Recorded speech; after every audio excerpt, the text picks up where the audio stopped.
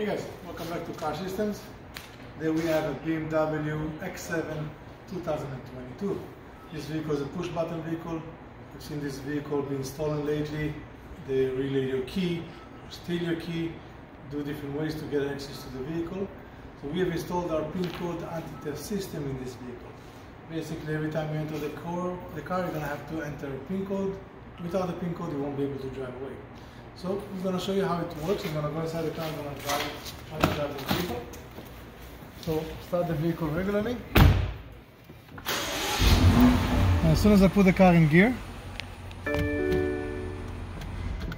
vehicle shut down on me. I'm going to try to start again, car will start. So every single time the car will start, but once I put it in gear, the car won't drive. Now I'm going to enter my special code. And again, this code can be changed many times. There's nothing the customer can change it to the way he likes it. There's no commitment to one set of codes. And we're gonna have a confirmation to signal, then I can put the car in gear and I can drive with no problem.